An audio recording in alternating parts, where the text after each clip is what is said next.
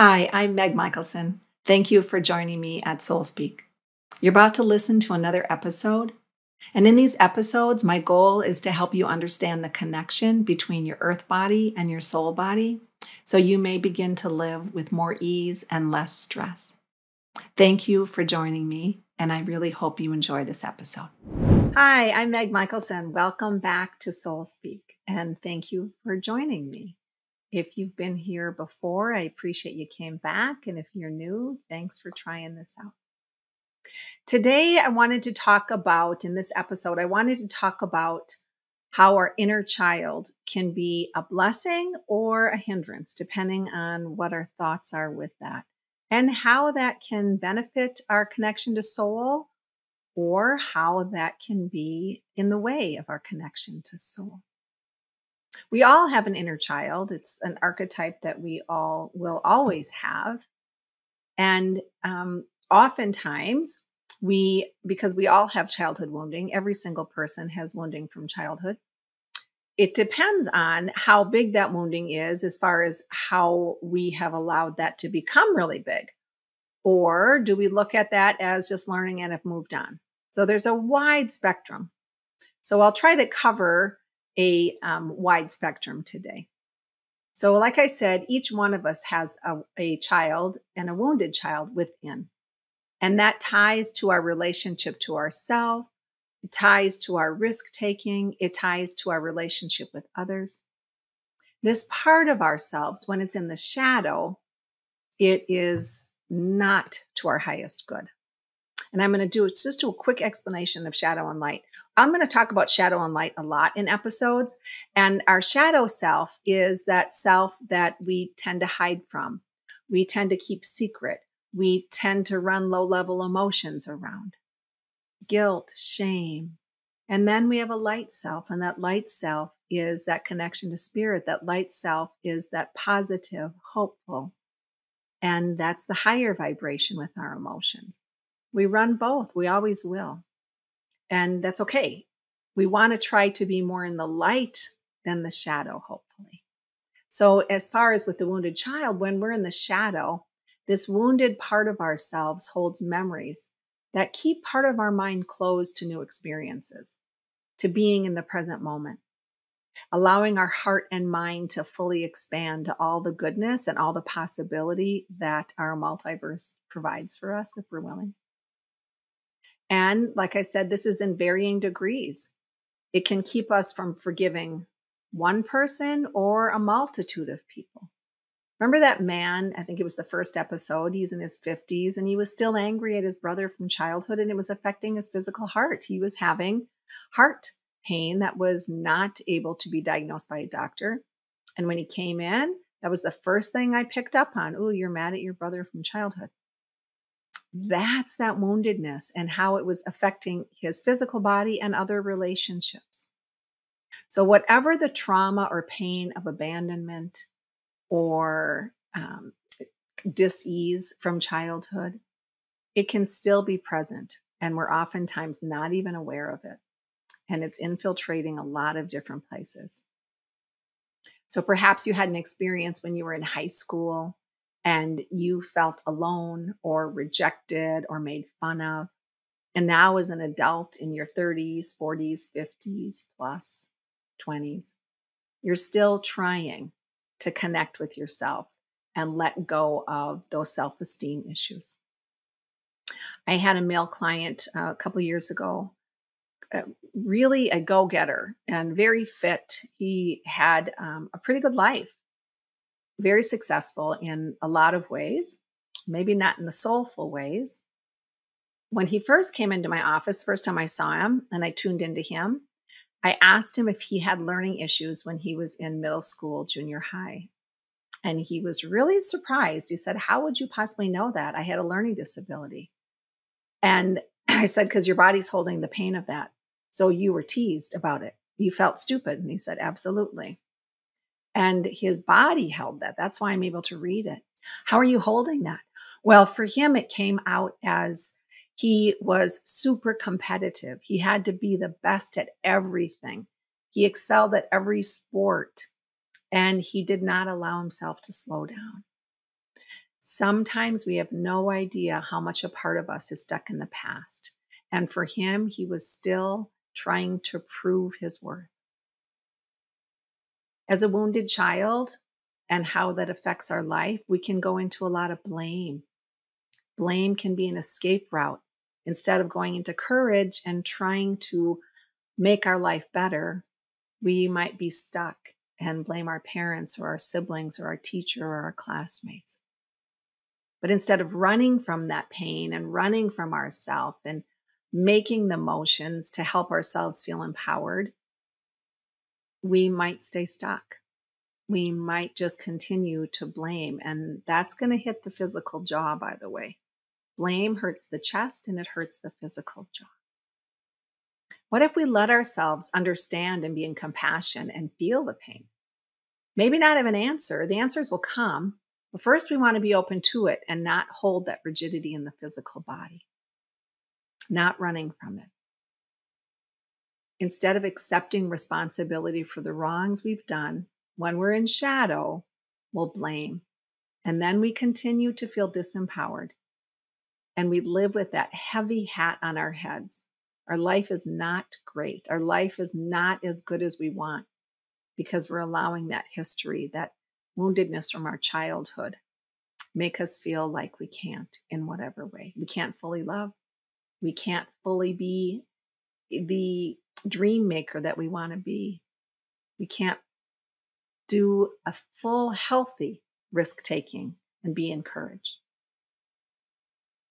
But our higher selves and this beautiful universe, multiverse, it's asking us to live in our light. It's asking us to take risks. It's asking us to take off the pain from our childhood. Stand and live in our highest good. Let our light shine. We don't need to wear a heavy hat. So that wounded child with escapism, that can come a lot of different ways. Instead of holding ourselves responsible for our own behavior and the history that we can shift to learn from, we might want to fly away like Wendy or Peter Pan in this fairy tale land. We can pretend everything is great, but underneath we're hurting. That's not sustainable. It's not sustainable. We can't live in illusion long term. It's not good for our physical body. It's not good for our relationships. Every one of us has times that we want to escape. If you want to escape for a moment and get under the blankets and go to bed early or pull the covers over your head, but not as a consistent long-term tool, because it's really going to hurt your ability, your highest potential in this lifetime. So every moment of every day, checking in. As anyone in this world, mentors, teachers, healers, each one of us has these times to share our feelings, first with ourselves, and then learning to trust people. And that's where we get to connect with our higher power, asking for those people to come into our life. They will. Having faith, asking, they will. Otherwise, we're running away like in illusion, maybe reading all the time, watching too much TV, shopping, drinking, too many sexual partners.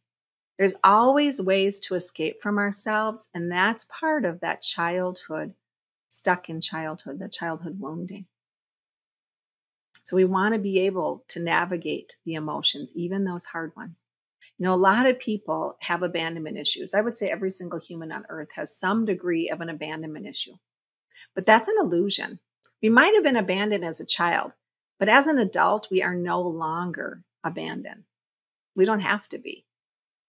People can love us if we let them. And there's so many people on this earth. No one ever completely leaves us. Even if we want to abandon somebody or they've abandoned us, we're carrying that in our heart until we start to heal it. Otherwise, we are truly just abandoning ourselves. So as adults, when we start to mature and understand that relationship with our higher self, our higher power, we can also understand, no one actually can abandon me. I can let them go. And do I want them there if they want to leave anyway? Abandonment is the trickster.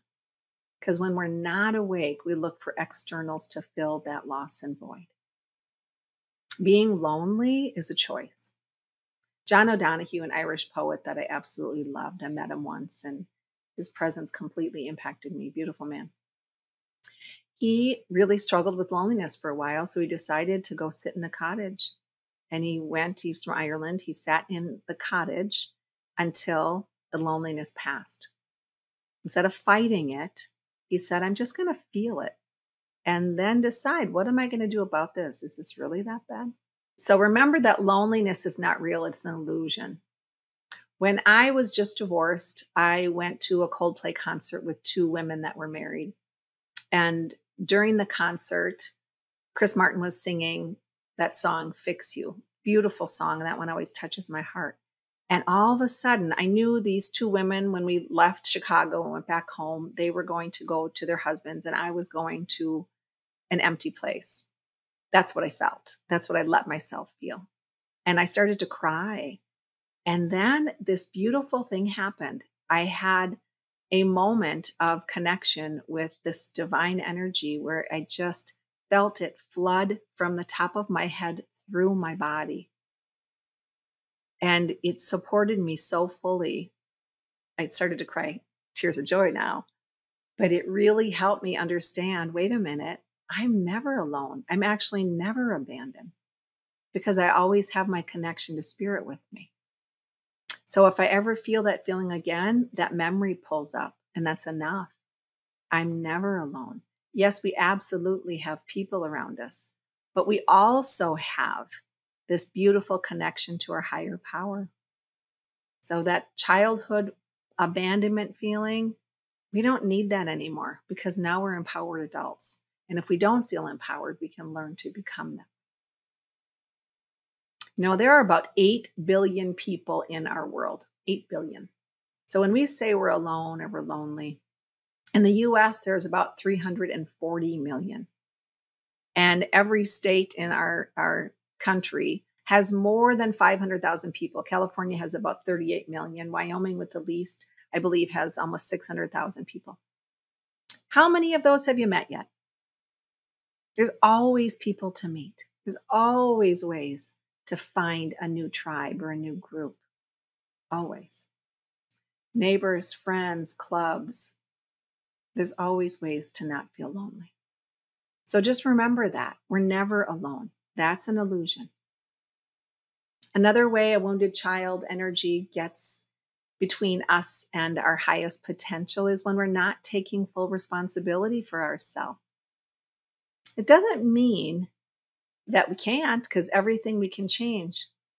There's a lot of couples I work with, and they so many can be in tit for tat. And I certainly did this when I was married at times, where someone says something and then you just want to wound them right back. So they might make a comment to you and then you make a comment back, like children, how children fight. A young couple I work with, they were realizing in a session that we had together, they were laughing because they were openly starting to digress into remember you did that. Yeah, remember you did that. And then we all laughed. That's children.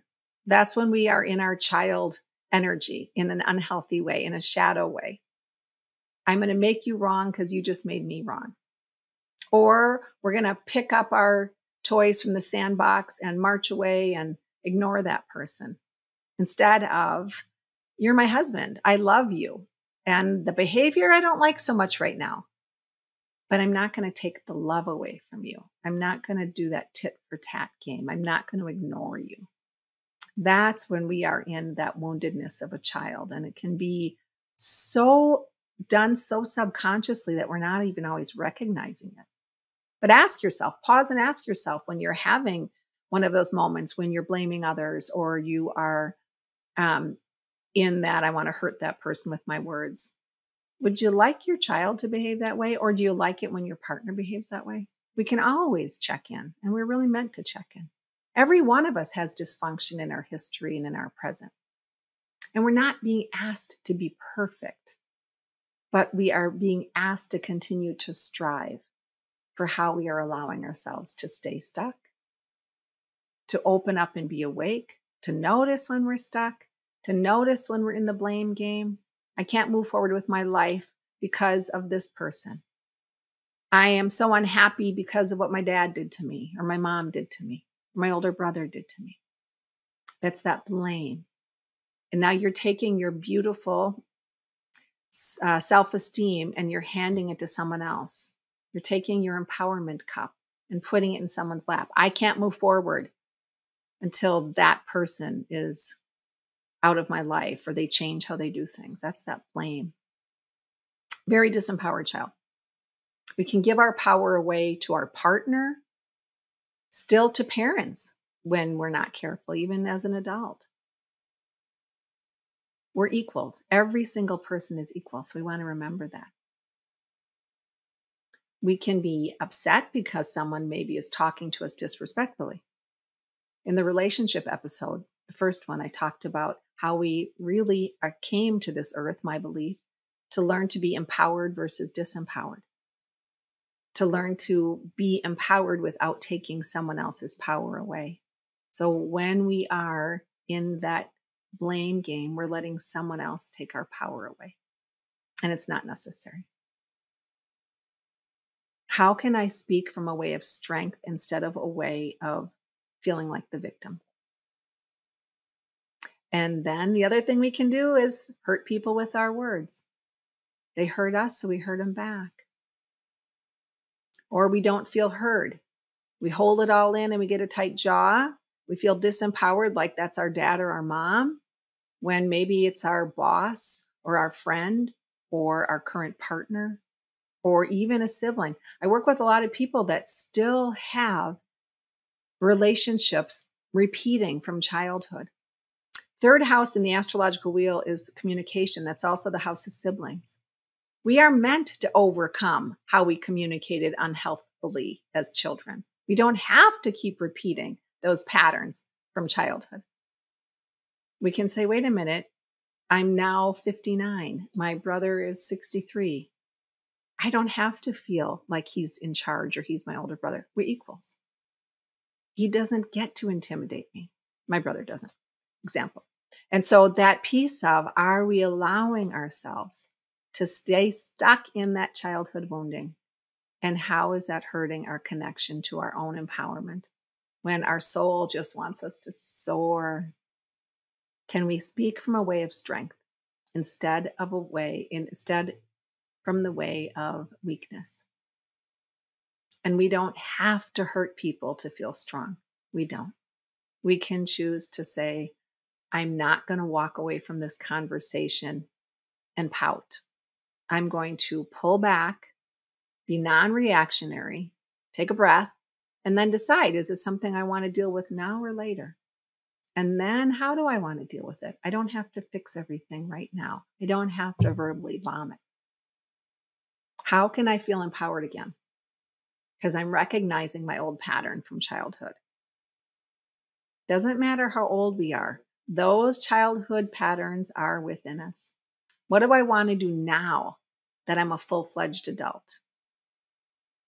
How can I honor me and not allow how someone might be disrespecting me push me into an unhealthy pattern? That's up to me. I love you. I don't like your behavior. I love you. That hurts. We as adults are meant to learn how to self-soothe in healthy ways.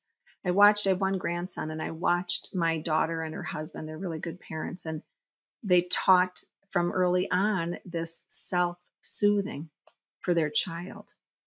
And it's a beautiful way. They're allowing him to feel empowered early on, teaching healthy patterns in self-soothing. Because otherwise, we're not careful, we self-soothe with escapism. And we all know that's not healthy, it's childlike. But it's easy to do. It's easy to do when we are deciding not to be awake. Which leads me to the next thing, it's that self-care. It's easy to be back in child and overindulge too much. Remember the 80-20 rule. We can take care of ourselves really well 80% of the time. 20% can eat junk food, but not 20% self-care and 80% junk food. Be mindful of how you are treating this beautiful one body that we have. Because all of those pieces, it's so easy to go down that track. When we are taking care of our physical body, we are connecting to our soul in a much healthier way. Our physical body is the home for our soul in this lifetime. And we only have one body. How we treat that body is also how we're treating that connection to our soul. So self-care is huge. 80-20. Thing I've been witnessing, well, I witness this all the time, but it's just been coming up a lot more. I'm noticing how children are raising children. And another way that we are in sometimes shadow. Now, I hear sometimes how parents talk to their kids, and I'm like, oy vey. It's hard to raise children from a wounded child stuck patterning. And a lot of people do it. A lot of people do it. I used to do it. I'm not the same parent now that I was when I first had kids. Much different parent now. Much healthier parent now. So how do we then raise healthy children? By becoming healthy ourselves, by walking the talk. How can I expect to raise healthy children if I am not healthy myself? Every day I can choose to be more awake. And being awake isn't a dreadful thing. It's a fun thing, because then you're more present, and then you can actually have more fun because you're feeling more present.